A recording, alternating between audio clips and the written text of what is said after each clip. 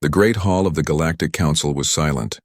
Thousands of eyes from 100 alien races stared at one figure who stood in the center. His skin was pale and his body trembled. He was a diplomat from the Clear Dominion, one of the proud warrior races of the galaxy. Normally the Clear spoke with pride, with strength, with arrogance. But not today. His voice shook as he raised his hands and said, "We cannot win. Not against them. Not against the humans." A murmur spread through the hall. Some laughed in disbelief. Others leaned forward with fear. The word humans was still new to many, just a minor species from a blue world at the edge of the galaxy. They were supposed to be weak, undeveloped, harmless. Why would a diplomat of the Clear Dominion tremble before them? The diplomat's eyes were wide. He looked as if he had seen something so terrible that his mind would never be free again. His voice cracked. "You do not understand. We thought they were like the others. We thought they would bow, or they would beg, or they would die. But we were wrong. They are something else. They are not prey. They are not even soldiers. They are gods of war." The council chamber filled with whispers. Gods of war? No species had ever been called that. The diplomat closed his eyes for a moment, and the hall went dark in his memory. He saw the beginning, the first meeting with humans.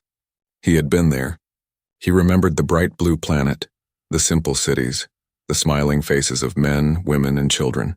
The Clear leaders had laughed. "They are soft," they said. "They do not know what true war is." The first order was given: demand surrender. The Clear ships had descended into Earth's orbit, bright like suns in the sky. Messages were broadcast to the humans: submit or be destroyed. The diplomat had watched from the command bridge as humans answered, but the answer was not what he expected. The humans did not cry. They did not kneel. They looked into the cameras, calm and steady, and said, "If you want war, we will give you war." The council chamber gasped as the diplomat spoke these words. He nodded. Yes, they said it without fear. They said it like a promise. The diplomat's hands shook harder. And then, the battles began. Small at first. One fleet against one fleet. We outnumbered them. We had better weapons. We had centuries of war behind us. But they did not fight like us. They did not fight like anyone.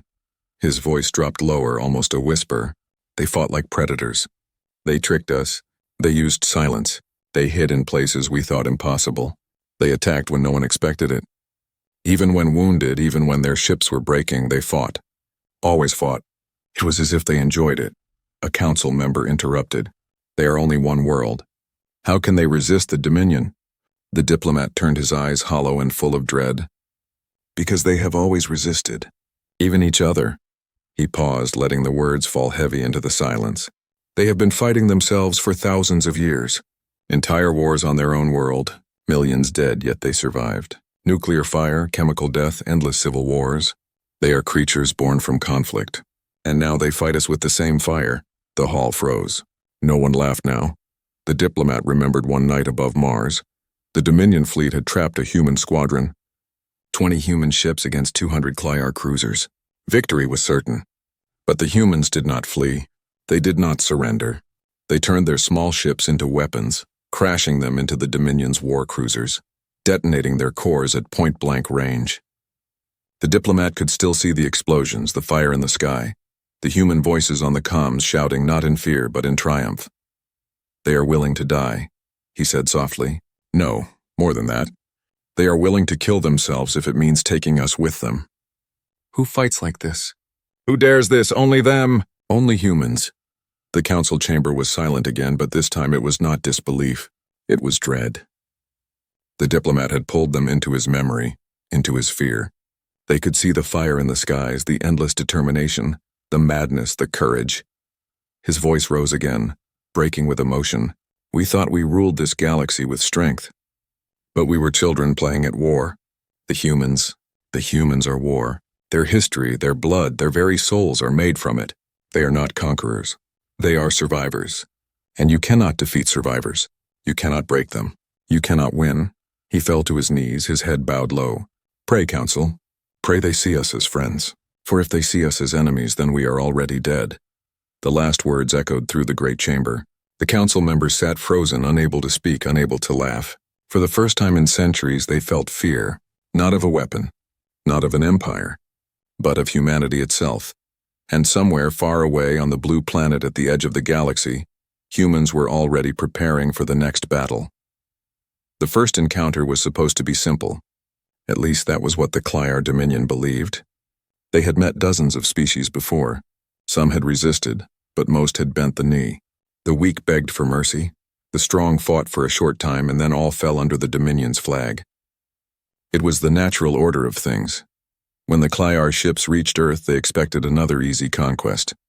The planet was small, fragile, and its people divided into many nations. The Dominion's generals laughed. This will be quick.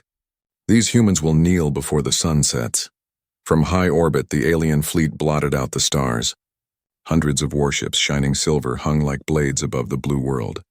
Messages of dominance echoed across Earth's communication channels. The demand was always the same: submit or face destruction. The diplomat, who now trembled before the council, remembered that day clearly. He remembered the first human reply. It came from a world leader, his face stern but calm. "This is Earth," the man said. "We will not surrender. If you want war, you will have it." Those words had cut deeper than any weapon. No pleading, no hesitation, just defiance. At first, the Clyar commanders laughed. Bravery from a primitive world. Admirable but foolish. They prepared to make an example. A single human military base was targeted. The fleet rained down fire from orbit, reducing it to ashes. Smoke rose into the sky. The aliens thought that would be enough to break human spirit, but it was not. Within hours, the humans struck back. Small ships rose from the surface, crude by galactic standards, slow and clumsy. The Clyar mocked them as metal coffins. Yet those coffins fought with fire that no alien expected. The first skirmish took place near the moon. The Dominion had sent a squadron of sleek cruisers to intercept. The human ships charged straight at them. No hesitation, no fear. The aliens opened fire, beams tearing through steel and flame. But even as human ships exploded, others closed the distance, firing missiles and kinetic rounds. The Clyar had never seen such weapons. Most advanced species used energy beams, shields, elegant combat. But the humans hurled chunks of metal at near light speed. Primitive, yes, but devastating. A single impact ripped holes through alien armor like paper. The aliens laughed at first. Then they stopped laughing when 3 of their cruisers fell silent, torn apart by human missiles. The diplomat remembered the sound in the command chamber. The silence of disbelief. The sudden panic. The realization that the primitives had drawn blood, and it did not stop there. The humans did not retreat after their first victory. They pressed harder. They attacked in strange ways. Their ships split into smaller groups, darting through asteroid fields, hiding in shadows, striking without warning. "They do not fight with honor," one alien captain spat. "No," another replied, fear in his voice. "They fight to win." The humans used tricks no Dominion strategist had ever considered. They jammed communications, spread false signals, even played with sound and images to confuse their enemies. Entire squadrons chased phantom fleets that did not exist. Others fell into traps, ambushed by smaller forces that should have been weaker. But the strangest thing, the most terrifying thing, was the human will. The aliens had seen many races panic when losing. They begged for peace, they fled. But humans did the opposite. When cornered, they fought harder. When outnumbered, they fought smarter. When dying, they dragged their enemies down with them. The diplomat recalled one broadcast that still haunted him. A human pilot, his ship torn apart, his engines dead, transmitted across open channels. "If I'm going down," the pilot said, his voice calm, almost cheerful, "I'm taking you with me." Then he slammed his crippled craft into the side of a Dominion carrier. Both ships exploded in a fireball brighter than a sun. The Clyar officers had watched in horror. Who chooses death so willingly? Who smiles as they die? Only humans. As the battles grew, the Dominion realized the truth. Humanity was not fighting with desperation. Humanity was fighting with joy. It was as if war was part of them, woven into their history, into their very souls. The diplomat shivered as he spoke these memories to the Galactic Council. "We thought we were the hunters," he said softly. "But on that day, when the first shots were fired near their moon, we learned the truth. We were the prey, and the humans were hunting us." The council chamber remained still. No one dared to interrupt him. His words painted pictures of fire and blood, of courage and madness. He lifted his eyes slowly. That was our first encounter with them. We believed it would end quickly, but it was only the beginning. A storm was coming, one that would drown the galaxy in fear. And at the heart of that storm stood humanity. Far away, Earth's people prepared more ships, more weapons, more soldiers. They did not hide. They did not cry. They sharpened their claws, ready to face the empire that had threatened them. For the first time in galactic history, the hunters had met something worse than predators. They had met survivors, and survivors do not lose. The war dragged on, and the Dominion still believed they could crush humanity with numbers. They had more ships, more soldiers, more experience in galactic combat. But numbers meant little against an enemy who refused to play by the rules. Humans never followed the rules. The Clyar Dominion fought with order. Their fleets moved in perfect formation. Their soldiers obeyed strict codes of battle, and their commanders trusted the logic of war charts and ancient tactics. They believed discipline was the highest weapon, but humans saw war differently. To them, war was chaos, and chaos could be shaped like a blade. The first signs came during the siege of Europa Station, a massive Dominion outpost orbiting Jupiter's frozen moon. The Dominion expected the humans to meet them in open space, to fight head-on with fleets clashing like waves. Instead, the humans vanished. Entire battalions disappeared into the shadows of Jupiter's storms. The Dominion patrol searched for days, confused and angry. Then the strikes began. A lone human ship would emerge, fire missiles, and vanish again into the gas clouds. Another would attack supply lines, targeting food and fuel instead of warships. Sometimes the humans didn't even destroy ships, they disabled engines, leaving vessels stranded and humiliated. One Dominion admiral screamed in frustration. "They do not fight fair. They mock us with their cowardice." But the diplomat who watched all of this knew better. It was not cowardice, it was strategy. Humans had studied their enemy and found weakness not in strength but in pride. They refused to fight on terms set by others. They created their own rules. The aliens soon learned a painful truth. Every time the Dominion adjusted, the humans adapted faster. If the aliens built stronger shields, humans found weapons to pierce them. If the aliens tightened formations, humans lured them into ambushes. If the aliens tried to predict them, humans became unpredictable. One Dominion commander muttered in fear, "It is like fighting water. Strike at it and it flows around you. Try to hold it and it slips away. Try to stop it and it drowns you." The stories of human cunning spread like wildfire. One tale told of a human fleet faking a surrender, broadcasting distress signals as if their ships were broken. When the Dominion closed in for the kill, the humans detonated hidden mines, tearing apart half the fleet. Another story spoke of human soldiers on the ground. Trapped, low on ammunition and outnumbered, they set fire to their own base. The flames blinded the Dominion troops, and out of the smoke came the humans, using the chaos as cover to strike with knives and fire. "They use everything," whispered a Dominion scout, trembling after his escape. "Fire, shadows, silence, even fear. They turn every moment, every object into a weapon. Even when they lose, they make us bleed." The council members listening to the diplomat in the present day shifted uncomfortably. They had heard some of these stories whispered before, but now they were hearing them all at once, and it chilled them. The diplomat's eyes were hollow as he spoke. "Do you know what makes them different? They are not bound by honor.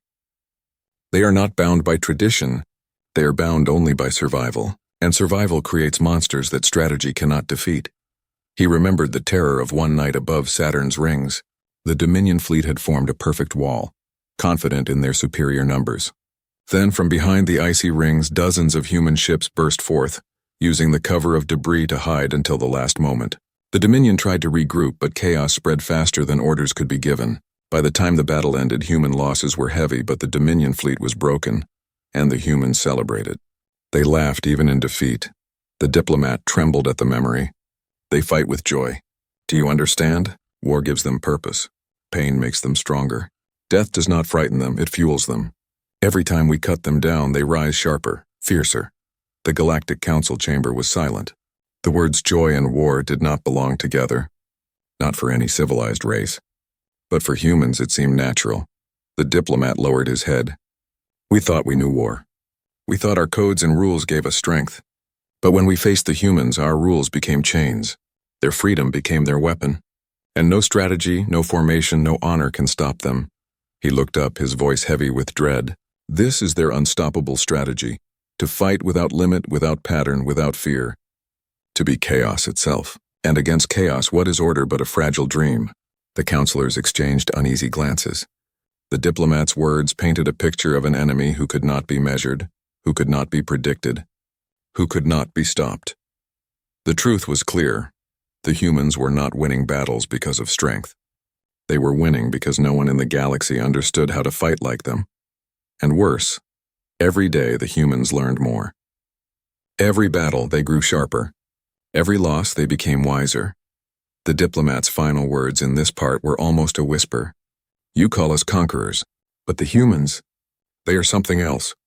They are storms, and storms cannot be conquered. The fear did not begin with leaders. It began with soldiers.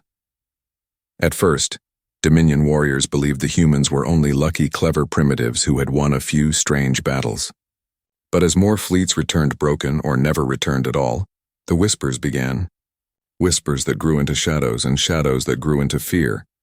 Captured soldiers told the stories first. Shaking, wide-eyed, they described the humans not as soldiers but as predators. They never stop, one prisoner said, his voice cracking. You shoot them, they crawl. You wound them, they rise. You kill one and 3 more appear. They do not fight like armies. They hunt, and we are their prey. The council chamber, listening to the diplomat's report, went silent again. The fear was almost alive in his words. He continued, his tone heavy. Morale broke faster than steel. Fleets that once believed themselves unshakable now trembled at the thought of facing Earth's people. Entire squadrons fled before battles even began. Some ships mutinied rather than be ordered to fight them. The terror spread because the humans were unpredictable. They could be anywhere. A scout might vanish in an asteroid belt. A convoy might burn even under heavy guard. Colonies whispered of human infiltration, though many were false alarms. The fear was not only of death, but of not knowing how death would come. The diplomat remembered one Dominion captain, a hardened veteran of centuries, who collapsed in the war room. His eyes were bloodshot, his voice broken.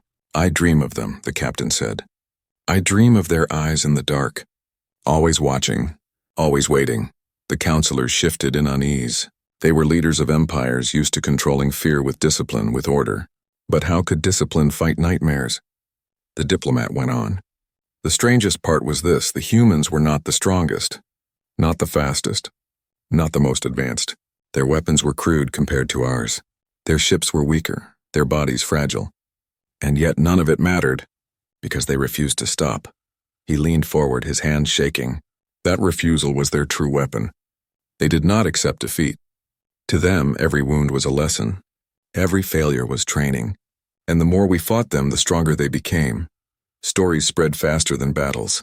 One told of a human squad, outnumbered 10-1, who fought for 3 days in the ruins of a colony city. When they were finally killed, their enemies found messages carved into walls. We will not die quietly. Those words became a chant among Dominion soldiers, repeated in fear as if it were a curse. Another story told of a human commander who lost half his fleet.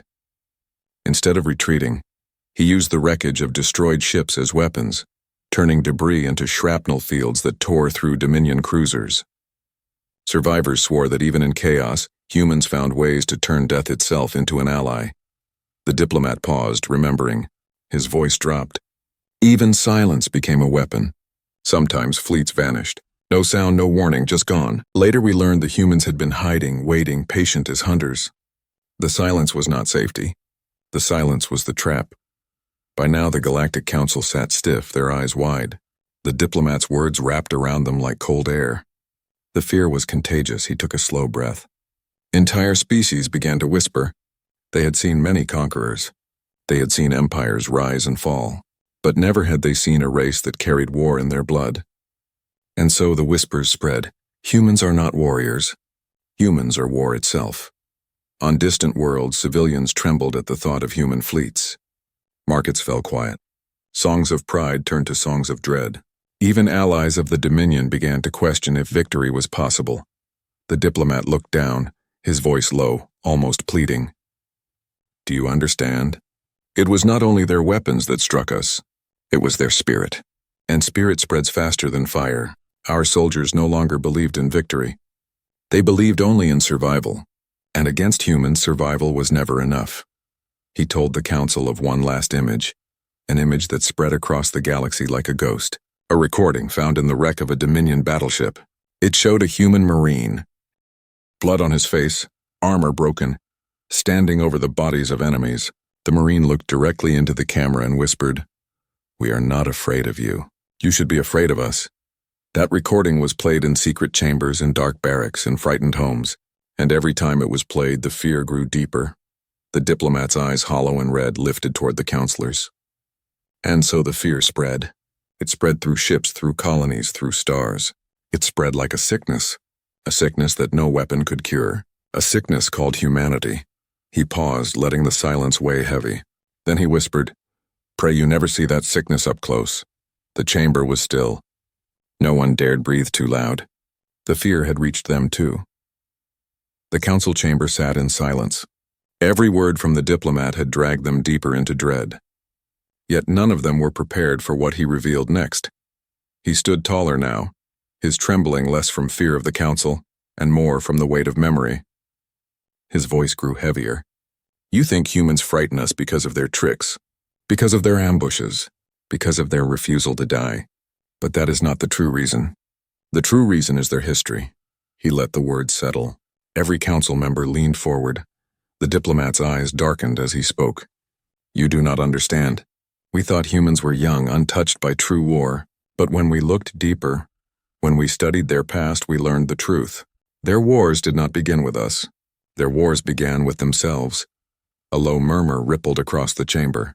The idea seemed impossible. The diplomat nodded slowly. Yes. Before they reached the stars, before they built fleets, before they even united their own world, they were already drowning in blood. Their history is not one of peace. It is one of endless conflict. He recited the human record as though it was carved into his mind.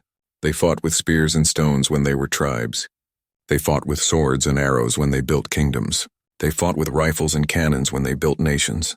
And when their world grew smaller, when their weapons grew greater, they fought wars that burned across the entire planet. The council chamber was stunned. The diplomat's voice grew louder, sharper. "Do you know what they called it?" World War. Twice in 1 century. Millions dead in each. Cities reduced to rubble. Entire generations wiped out. And yet they survived. Not only survived, they grew stronger. One counselor whispered, horrified, "How could a species survive such madness?" The diplomat's answer was simple. "Because they are madness." He described the darkest chapters.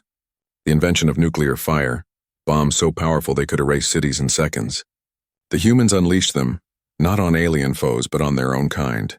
For most species, such weapons would have ended civilization.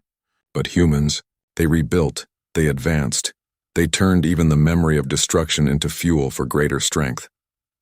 "Think of this," the diplomat said, his eyes sweeping the chamber. "A species that nearly destroyed itself, twice, thrice, more times than we can count, and yet still rose to the stars. What kind of being does that?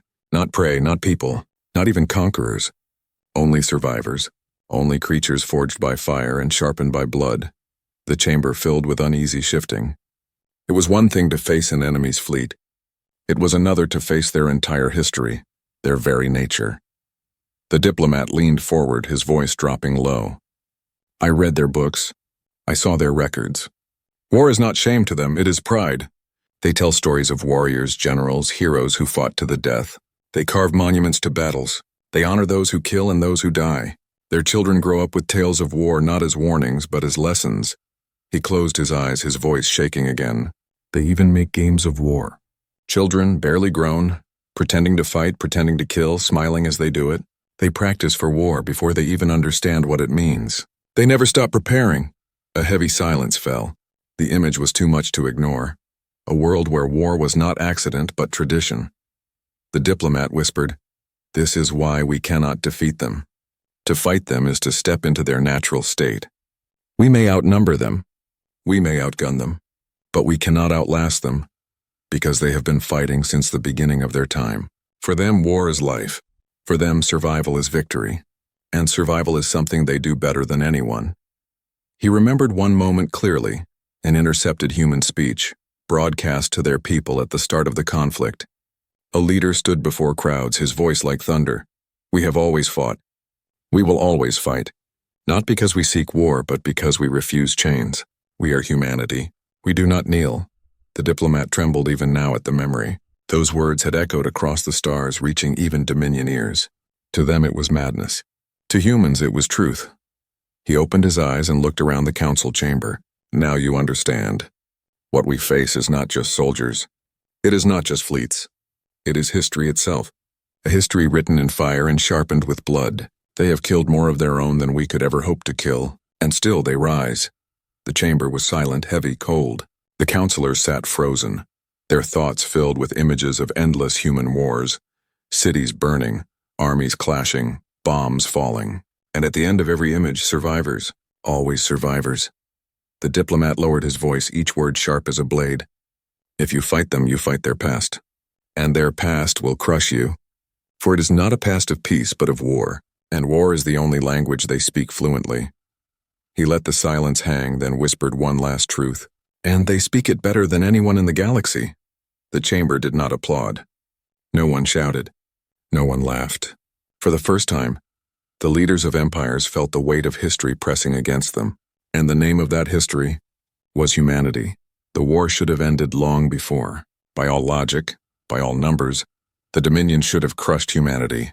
They had fleets 10 times larger, weapons forged over centuries, and empires that stretched across the stars. Humanity had only one small world, a handful of colonies and ships that looked primitive beside alien craft. And yet something strange happened. The war did not end. It shifted. At first, the Dominion commanders told themselves it was only delay. Humans were buying time, stalling the inevitable. But battle after battle proved different. The Dominion no longer marched forward with certainty. Instead, they hesitated. Their fleets slowed. Their soldiers whispered. Something in the air had changed. The turning point had come. It began above a nameless mining colony on the edge of human space. A Dominion fleet of 200 ships descended, prepared to erase the colony in a single strike. They expected fear. They expected surrender. Instead, they found silence. Their scanners showed empty space. No human ships. No defenses. Only the quiet colony below. The admiral sneered. "Pathetic. They hide while their world burns," he gave the order to fire. But before the first beam struck, the silence broke. From the dark side of the planet, human ships emerged, not 2 or 3, but dozens. Small, battered, ugly ships. But they were everywhere. They fired missiles in swarms, filling space with streaks of fire. Mines detonated in hidden fields. Even the rocks of the asteroid belt around the colony exploded, revealed as human traps. The Dominion fleet reeled in shock. Their perfect formations shattered. Their shields flickered under the storm. They tried to regroup, but the humans gave them no time. The diplomat, recalling the memory before the council, shivered as he described it. It was not victory by strength. It was victory by will. They turned a mining colony into a fortress. They turned rocks into weapons. They turned silence into death. For the first time, a full Dominion fleet fled in panic. Entire cruisers abandoned the field, terrified of what else might be waiting in the dark. The humans had not only defended the colony, they had broken the Dominion's pride. From that moment, the war changed. Humans no longer only defended, they attacked. They struck supply convoys, burning food lines and fuel depots. They ambushed patrols in asteroid belts. They raided colonies deep within Dominion space. No place felt safe. No ship could rest. The fear that had spread before now became something worse. Belief. Belief that humanity could not only survive, but win. The diplomat's voice grew louder as he spoke to the council. That was the turning point. The day we realized this war was no longer a march to victory. It was a struggle to escape destruction. For every time we fought them, they grew stronger. Every tactic we used, they learned and turned against us. Every loss we gave them, they twisted into fuel. He described another battle, one above Saturn's rings. The Dominion had laid a trap, hiding ships behind the ice. They expected to crush the human fleet in one blow. But when the trap was sprung, the humans did not fall. They rose. The humans detonated their own ships, breaking the rings into clouds of ice and rock. blinding the Dominion fleet. In the chaos, human fighters darted through the storm, striking at engines and weak points. The Dominion was forced to retreat, limping, broken, humiliated. The counselors stared in disbelief. The diplomat's voice dropped, heavy with fear. Do you see? They do not fear sacrifice. They do not fear death. They turn defeat into victory. Even when they lose ships, they win the battle. Even when they fall, they rise stronger. How do you fight an enemy like that? How do you defeat those who use their own destruction as a weapon?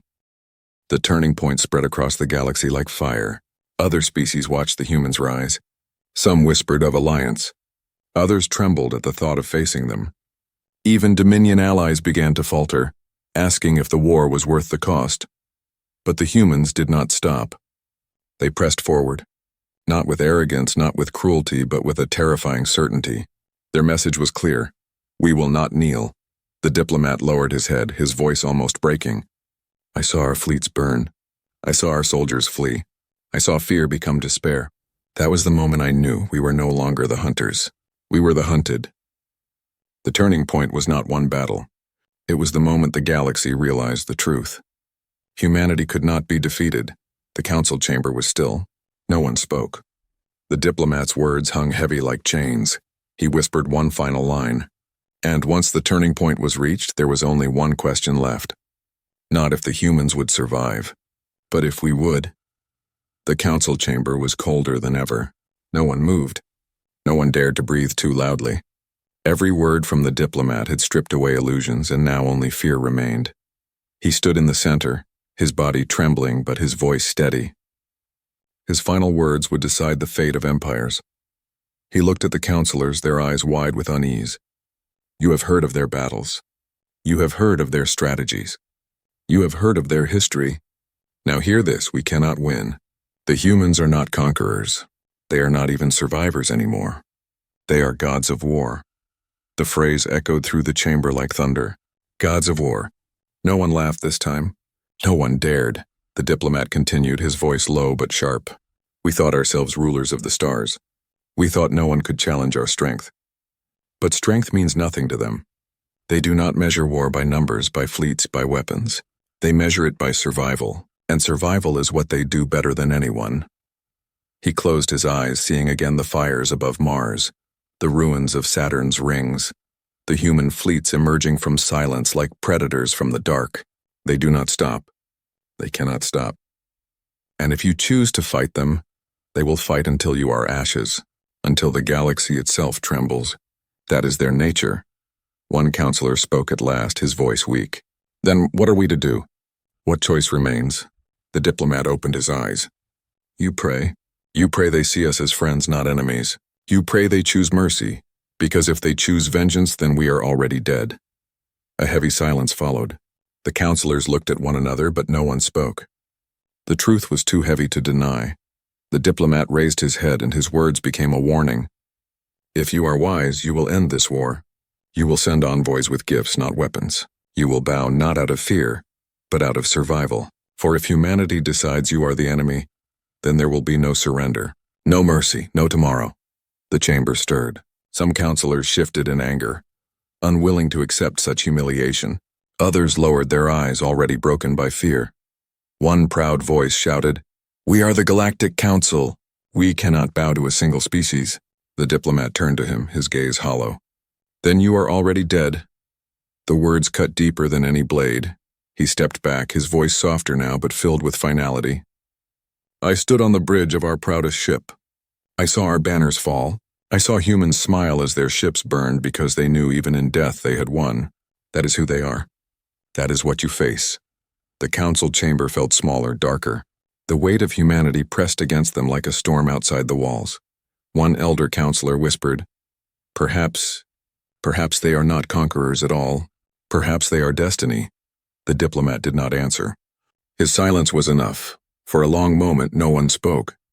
The council chamber echoed only with the sound of breathing and the beating of hearts. Every leader knew what the diplomat had said was true. Humanity could not be defeated. The question was no longer about war. It was about survival. Would they fight to the bitter end, or would they bow and hope humanity's fire did not consume them? The debate erupted at last. Voices clashed, some demanding peace, others demanding resistance. Some argued humanity must be destroyed before they grew stronger. Others screamed that such a war would end all life. The chamber roared with fear and pride, but the diplomat stood silent in the storm of voices. He had already spoken his truth. As the shouts rose, he looked upward, as if through the ceiling of the chamber, as if toward the stars themselves. His lips moved, a whisper no one else could hear. Pray they see us as friends. The whisper was not meant for the council. It was meant for the galaxy itself, because even as the leaders argued, humanity was still out there. Their fleets still moved in silence. Their soldiers still sharpened their blades. Their history still burned in their blood. The diplomat knew the truth.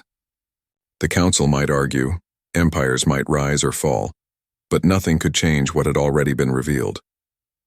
The humans were not just another species. They were not just another empire, they were the storm. They were the fire. They were the gods of war, and the galaxy would never be the same.